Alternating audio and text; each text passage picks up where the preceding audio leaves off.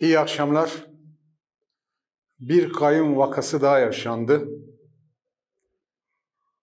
Esenyurt Belediyesi'ne kayyum atandı.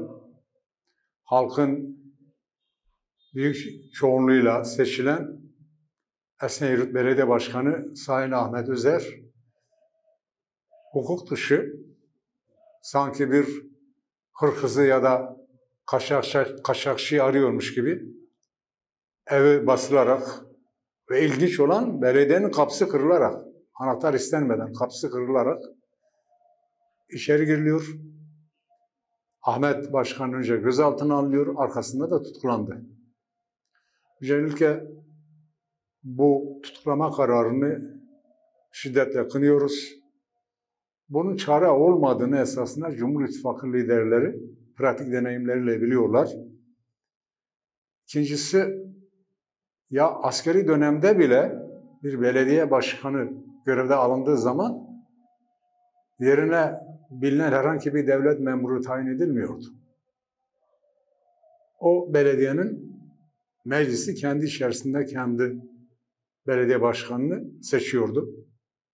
Bu yönetim maalesef 12 Eylül'ü bile bazen aratırır, uygulamalar yapıyor.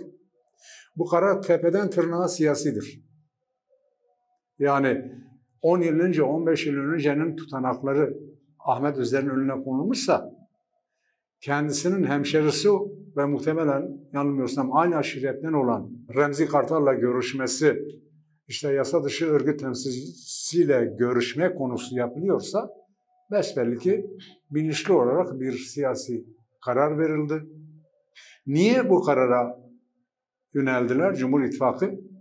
Malumdur, Cumhur İttifakı liderleri adı konulmamış ama özü itibariyle Kürt meselesi, Kürdistan meselesiyle ilgili önce el sıkıştılar, sonra yumuşama dediler, diyalog dediler. Buna benzer meselenin adını koymadan, yani Kürt, Kürdistan demeden etrafında dolandılar. Bir arayışa girdiler. Bir çözüme yönelmek istediler.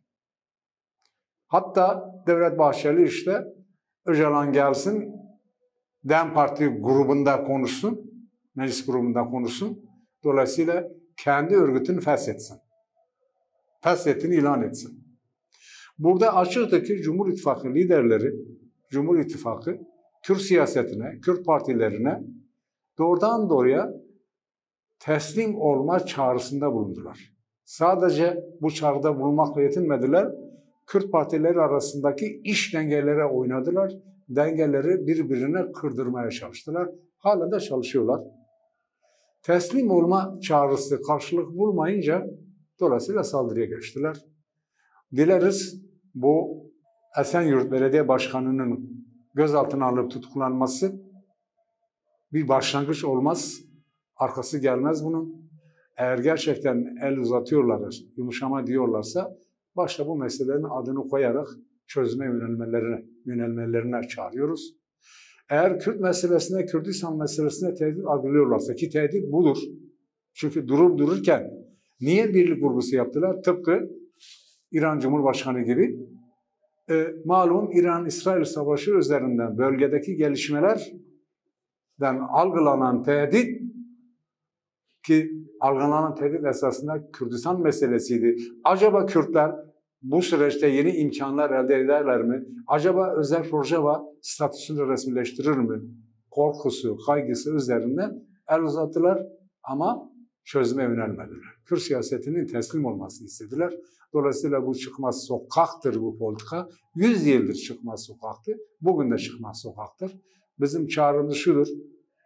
Tehdit meselesini içeriden çok bugün Rojava üzerinden algılayan, Rojava statüsünün ortadan kaldırılmasında ısrar eden Cumhur İttifakı, ki Rusya'ya çağrıda bulunmuştu. Rusya bizimle Suriye arasında arabuluculuk yapsın, yani Özer Rojava'yı ortadan kaldıralım diye.